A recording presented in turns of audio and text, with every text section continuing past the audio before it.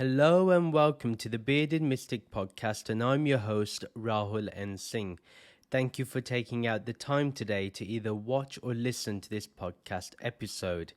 If you're really interested in supporting the Bearded Mystic podcast and you've found great benefit in listening or watching these episodes, then please do support this podcast on Patreon, where you can get ad-free and bonus episodes along with other benefits depending on the tier that you select. Your support means everything, and it really does help the podcast keep running efficiently and smoothly, and also widens the audience that this message can reach to. If you would like to know more about it, the details are in the show notes and video description below. On Saturdays at 11 a.m. Eastern Standard Time, there is a free virtual meditation session along with discussion and Q&A. If you're interested in meditating with us as a community, then you can find out the details in the show notes and video description below. Please do like, comment, and subscribe if you're watching this on YouTube. And if you're listening to this on your favorite podcast streaming app, then please do give this podcast a 5-star rating. It helps the podcast get up in the charts and allows the algorithm to bring this podcast to new listeners. And also do review the podcast if you can, and make sure you do follow or subscribe to keep getting future episodes. Today we will be continuing on with my thoughts on the Bhagavad Gita, and as we enter this 80th episode, we'll be looking at chapter 12 verses 1 to verse 5. Most importantly, this chapter, a very short one of just 20 verses, is based upon the way of bhakti, the way of devotion. Let's look at the first verse. Arjun inquired, between those who are constantly engaged in acts of seva, service and adoration that's done selflessly, to you through bhakti yoga, and those who seek to merge their Atma entirely into your imperishable and formless Brahman effulgence, which do you consider has achieved the most perfect knowledge of yoga? A very interesting question to ask from Arjun. Obviously, is it the path of bhakti or is it the path of gyan? What is the highest? And this episode and the next one is quite important when we look to establish what is a better form of yoga to do. And Sri Krishna will be answering this, so we don't need to go much further. But we have to understand this properly with the nuances that are there and are very much present. And we are not to look at it through the eyes of, well, this is better, so this is what I'm going to harp on about. No, what we need to understand is each person will have their own way of dealing with this, and someone may not be completely gyan and may not be completely bhakti, but most likely they are in between, and the percentages really can range from 50 to 100% on the stronger side of one of those two. It's naturally going to be there. Some people may be completely gyan or completely bhakti, but both ways I will find can be challenging unless we truly understand what bhakti yoga is. Now, bhakti yoga is not simply just saying Shri Krishna, Krishna, Krishna, Krishna, or Ram, Ram, Ram, Ram, Ram. No, it's a lot more than that. This is something we need to understand. Anyway, back to Arjun. His question really is about what yoga is the best to do for someone like him who is a seeker. Is the yoga of bhakti, where we engage in renouncing all the fruits of our actions to Nirgun Brahman, which is basically a mix of karma yoga mixed with bhakti. Is that better? Or is it the path of renunciation and of sannyas, where these individuals leave the world and go to a secluded place and just focus entirely on Nirgun Brahman? Arjun wants to know what Sri Krishna thinks is the best way to achieve this perfect knowledge of yoga. And one thing I do want to call out, that the outcomes are the same, which is realization that there is only Nirgun Brahman. That is the ultimate realization of both of these paths. It's not one or the other. Let's go to verse 2, where Sri Krishna replies, I regard those who perpetually focus their manas upon me in the yoga of loving seva, devoted service, to be established in the most perfect practice of yoga. We're going to look at the whole verse altogether here. His response is given straight away, and it's a wonderful answer, a beautiful answer. He says, those who perpetually focus means that there is a continuous stream of attention to focus our mind with all its thoughts and emotions upon Nirgun Brahman. Yeah, that's ultimately the point that we need to remember here. We have to move beyond the Virat Roop that we saw, this shared being, this Sagun Brahman, this Ishvara, this form even of the Guru or as Sri Krishna. We have to go beyond that. And we need to now perceive what Sri Krishna has been speaking of from the very beginning, which is that we are the Atma, and the Atma is changeless. It is the witness consciousness, the Purusha. Simple. The yoga, the path of union that we take is through loving seva, meaning devoted service. It's done, which is basically the act of serving others with absolute love unconditionally. So we are not looking to seek anything in return, and we're doing it through selfless means. We're not saying I am the doer, for there is no body and mind that is mine. For there is no body and mind. It is all this Brahman's, not mine. So this is karma yoga in a nutshell. In seva, you don't seek a reward, you don't seek appreciation, you don't seek praise, you don't seek criticism, none of those things. You do it for the sake of love. That's the whole point. If seva is not done with love, it's not seva, basically. Any act done with love is seva. Any act done with some expectation, that is just an action. That is karma. The only reason one does this karma yoga is so that they can remain established in union with formless awareness. This is the ultimate point, is to seek that union and remain in that union. And if we remain in formless awareness while serving all of existence unconditionally, that can be the best practice to achieve what we need to achieve, which is freedom, true freedom. Now, he has answered the question definitively, that he regards those who perpetually focus their mind upon this Brahman. That is the ultimate path.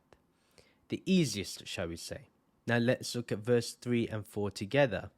But those who are constantly focused upon the Brahman reality as imperishable, undefinable, materially unmanifest, all-pervading, inconceivable, unchanging, unmoving, constant, and those who have constantly subdued their indriyas, their bodily senses, who are even-minded and indifferent in all of life's situations, and who rejoice in the well-being of all living entities, they also attain me.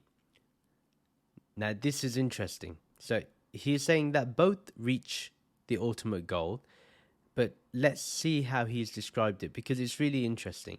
He says, but those who are constantly focused upon the Brahman reality as imperishable and undefinable. We're going to break it all up. Let us understand really what this formless awareness is, what Brahman reality really is. What does it mean to be in Brahman, to be in this vastness? This is how we should remind ourselves of its qualities too. This is an easier way. Shri Krishna has defined it so we can relate to it somewhat, which is pretty smart from him actually. First of all, he says it is imperishable. It cannot die because it is unborn. It is undefinable. Scriptures can speak about it, but it still doesn't touch what it is. An interesting thing, all scriptures have tried to speak of Brahman, all of them, but silence is the best definition that gets so close, and even silence doesn't do it. Now, when it says undefinable, what it also means is if you say that Brahman is vast, what's happened? I've turned Brahman into a thought. So can one actually be in a state that is undefinable? That's why we say to be in awareness of formless awareness. That cannot be defined. Those are words pointing to what is happening. But the state that you feel cannot be described. So this is what we are doing here. If anything, if someone says, I experience divinity all around me, that's a thought. Yeah, that's simply somebody thinking. And therefore, even if they say this is unmanifest or undefinable, that's also a thought. This is why it's extremely difficult to do this. Then he says, even if it has attributes, those attributes are still objects of thought and ideas and notions to this formless awareness. This is a very important point to remember. Then he says, materially unmanifest or avyakta, which is a word we may have heard a few times before, and all-pervading. Within this material world, Brahman is unmanifest, yet present in the whole existence. We have to see consciousness in everything, but to just focus on something that is not manifest materially is difficult. So what we can say is that it's manifested in a very subtle way and not immaterial in a gross sense, in a physical sense. It's very much in a subtle sense it's manifest. But that's still quite difficult to comprehend. And it is all-pervading because there's not a single atom where conscious is not present. It's in all directions and it's in every location, yet cannot be located. This is the beauty of this Brahman reality. Now, I want to go back to materially unmanifest. It's easy to relate to something that's manifested. We live in the world, we can relate to people, relate to work, relate to school, relate to college. We can relate to all those things. But to relate to something that is unmanifest is extremely difficult. If I ask you to relate to something formless, it's a challenge. How can something with form relate to something formless? But if we use formless as a concept, initially, we may get there. Because initially we recognize it's a concept, and what is aware of this concept, then we, in that questioning, in that inquiry, then we understand what it is to say this is formless. This is unmanifest. This is invisible. That is the subtle points. Then he also says this Brahman reality is inconceivable and unchanging. It is inconceivable because it's beyond the senses. It's beyond our imagination. It's beyond our thoughts. It is formless, hence inconceivable. If you can conceive it, it's not this. Yeah? That's how deep this goes. If you say it's this, you'll have to deny it because it's a conceptual thought. It's a concept that you've created and manifested. So it is unchanging. It is not made of any substance. It is eternally present and doesn't mix with Prakriti at all. It is that changeless awareness that is present throughout all the stages in our life as we go from a toddler to old age. It's that changeless awareness that watches us grow old, but yet doesn't grow old itself. Hence, it's unchanging. But remember here, it's inconceivable. This is why this path in particular is quite a challenge for a lot of people, because pure Gyan means to just live in that state where you do not conceive of even a thought. The moment you conceive thought of enlightenment or of truth, you lose it. Yeah? That's why Shri Krishna says this is a bit challenging. And then he says, he continues on in this verse that it's unmoving and constant. So this is all of verse 3 that we're doing now. And this concludes verse 3, that it's unmoving and constant. So it's unmoving because it's all-pervading. If something is all-pervading, how can it move? It's impossible for it to move. The world moves, the universe moves, but consciousness does not move. Consciousness is eternally present, eternally still. No matter where you go, this unmoving, changeless formless awareness is eternally present. You cannot escape it. It does not escape you. It simply is. It is constant. It's the only thing that we can say remains. Yeah, no matter what happens in life, the universe can be destroyed, but consciousness remains. People die, but consciousness remains. Living beings die, consciousness remains. Thoughts appear and disappear, consciousness remains. Emotions bubble up and they die down, but awareness remains, consciousness remains. So we can understand here how this is the only thing that's constant. Everything else is subject to change or modification, but this one reality, this Brahman reality, is ever present all the time, without a shadow of doubt. Then in verse 4, he says, and those who have completely subdued their indriyas, bodily senses, who are even-minded and indifferent in all of life's situations, and who rejoice in the well-being of all living entities, they also attain me. One thing is subduing the indriyas, meaning to control the bodily senses. If you're all on your own, this may be a much easier practice to do, but if you're in the world, it's a very challenging thing to do. Everywhere, something is grabbing your attention, whether you walk down a street and you smell chocolate, or you see there's a chocolate shop, or you then taste a chocolate bar, or you hear the sound of someone unwrapping a chocolate bar, or when you say you touch a chocolate bar that is a sample. At the end of the day, it's very hard to control the bodily senses. Our senses are pulling us always in every direction. So to actually subdue them, to calm them down, is very challenging. But the way to calm them down is to observe them. The more we observe them, the better. And then whatever information the senses do provide, we need to be aware of them like a screen that has no imprints of every movie that it has showcased. So this screen that you have at the cinema, it's shown an action movie, a romantic movie, a horror movie, a thriller movie. But does the screen ever get impacted? Does it ever leave an imprint of those movies? No. If it did, we would not be able to watch that movie at all. It would be very jarring for us to watch if the screen collected imprints. Likewise, our consciousness, our awareness does not have any imprints of any of the information that the senses provide. He says, who are even-minded and indifferent in all of life's situations. So no matter if it is hot or cold, if you're in pain or pleasure, those people are even-minded. They see everything with equal vision. This is the experience of life. They embrace it all. No matter what situations come in life, they're indifferent and they deal with them with an even mind. They do not even question this.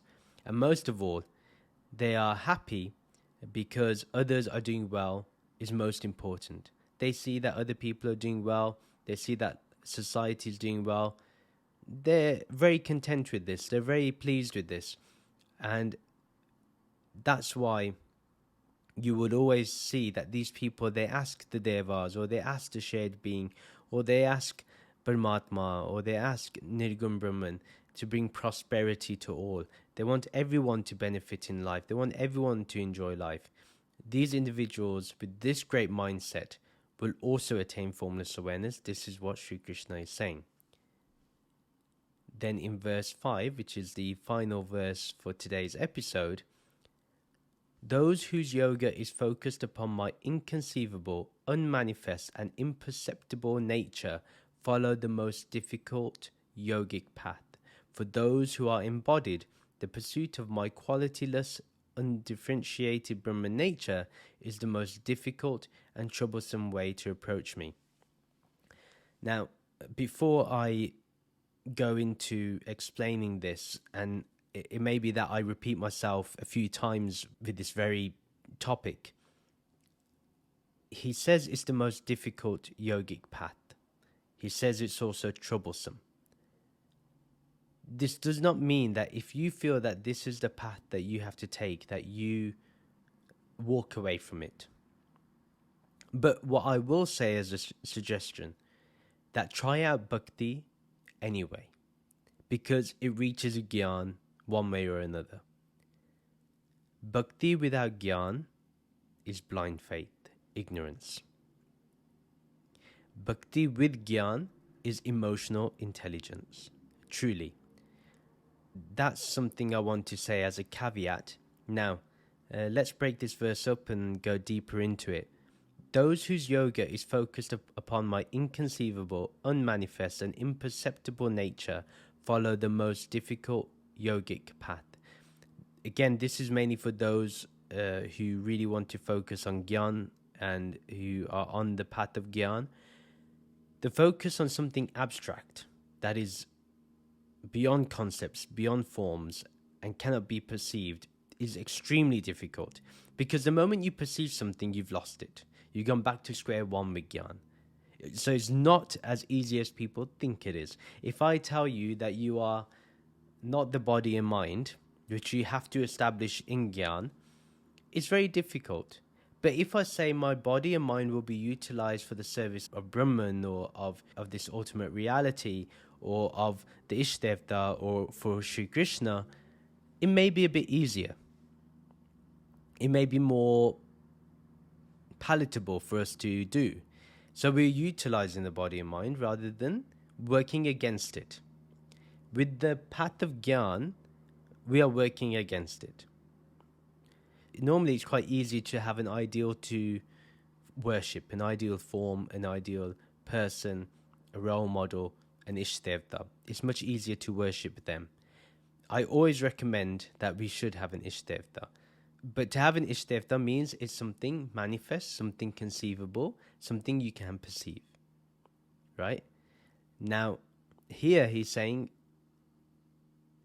if you do the opposite, if you try to focus on what he says, upon my inconceivable, unmanifest, and imperceptible nature. Sri Krishna is talking about the highest nature. He's talking about Nirgun Brahman.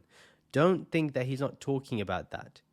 He's saying that is important. That is what he is. Let me expand. Something that is inconceivable, the moment you make something a concept, you've lost. The moment you manifest a thought or an idea or a feeling, you've lost. The moment you perceive something, you've lost. This is why this path is very difficult, because it's easy to lose way. For example, you may be sitting, but then your back starts aching when you're in meditation. Then that means that you've just perceived pain. You've manifested pain, and you now can conceive pain through thought. I'm in pain. You see how it's easy to go off the track with Gyan Yoga? What Sri Krishna is talking about is completely advaita, Vedanta. Do not doubt this for a second. This is purely advaita Vedanta, although it appears that there is a level of duality here. But don't get fooled. Like I said, these verses in this chapter are very nuanced. Very, very nuanced. It requires our intellect to really be utilized here. When I say it's the most difficult yogic path, I'm not saying, or Sri Krishna is not saying, that it cannot be done. Yeah? It can be done. It just has its challenges. I can see why Sri Krishna says it for the sake of Arjun, but I think even for us in today's day and age, with the whole discussion about consciousness, I do think this may become a path which could become viable for a lot of people. So I may not completely agree with Sri Krishna with this line, but I do see his point, and I do think bhakti makes it easier. Now, again, to defend Sri Krishna on this point, a lot of people just can't focus on Nirgun alone. They really can't. And one does need to live in the world. I've mentioned this many times, that even those that leave and go to the jungle end up coming back. Yeah, they end up coming back to the world. They end up asking for food, asking for, begging for alms. We have to come back to the world anyway. How can we make this easier? this is where I believe the statement of being in awareness of formless awareness makes this verse, this one line, a lot easier. That when we are in awareness of our own awareness, if we are in awareness of formless awareness, then we don't need to conceive of it in any way. We don't need to manifest it in any way, and neither do we need to perceive it in any way, because we go directly into the experience, and that's it. If I describe that experience, it loses all its vibrancy. This can be done easier if we have the right methods and if we've had the right foundation from the get-go. Again, I say this after years of practice.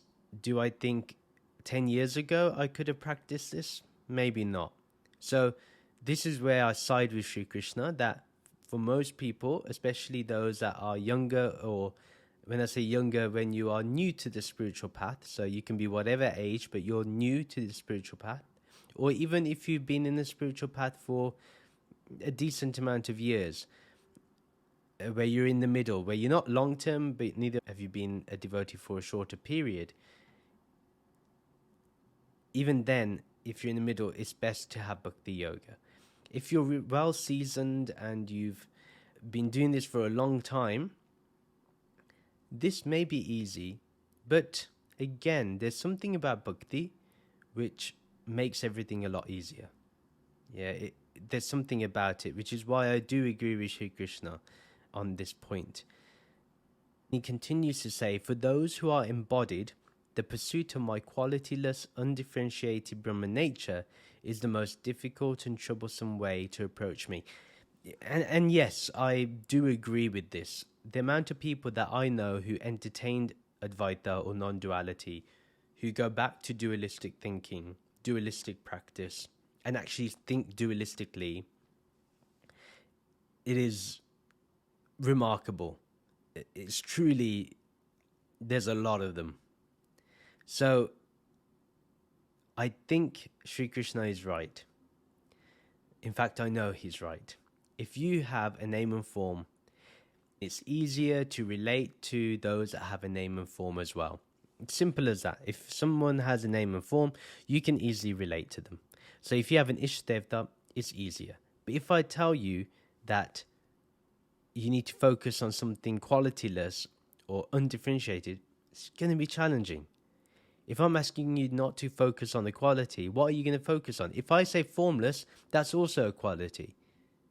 If I say silent, it's also a quality. If I say it's still, it's also a quality. Do you see where we're going here? There is a certain affinity that we have with others. There's a certain affinity we get with Ishtadevtas, with our gurus. So I want us to value this. But those that give up everything in sannyas and just focus and meditate on Brahman in terms of the nirgun aspects, the attributeless aspects, and that is all they do, it's very difficult and troublesome as per Sri Krishna, and I would say so too.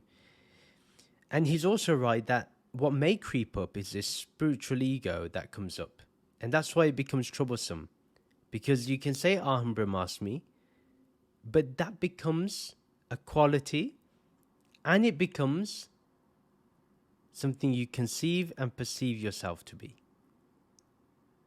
Aham Brahmasmi is the absence of any I. The absence of ego. Or, shall we say, a very calm, subdued ego. Because we need ego to function in the world.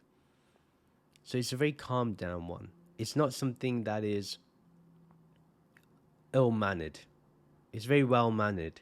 A qualityless, undifferentiated or attributeless and oneness Brahman nature is hard for someone to focus on unless instructed by a guru. And look, I'll be even honest here. A guru can talk about this, but how many of the disciples truly understand? It is few and far between. I'll be very honest. I am yet to meet a person that can say that they are focused fully on this nirgun without the aid of someone. I am yet to meet someone. I can't go by what's happened in the past, but I'm talking about today. the other aspect is that people may start believing in the void, but that also is not Brahman. Someone may start worshipping emptiness and saying that emptiness is everything. Well, what is aware of that emptiness? Because one will say, well, if it's qualityless, that means it's empty. It's void of anything. And that's where it becomes troublesome. And like I mentioned, I've seen it before. It happens a lot in neo-advaita circles.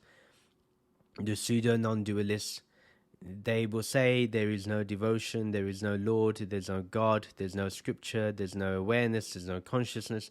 And they keep doing neti, and they get to such a place where they think they've attained something, although they would say they've attained nothing. But the mere statement that they've attained nothing and that there is no attainment implies that one has even attained a thought like this. Hence like I said, this is very nuanced. People will read this chapter, read these verses and think they're very simple, but they're very, very deep. Very, very deep.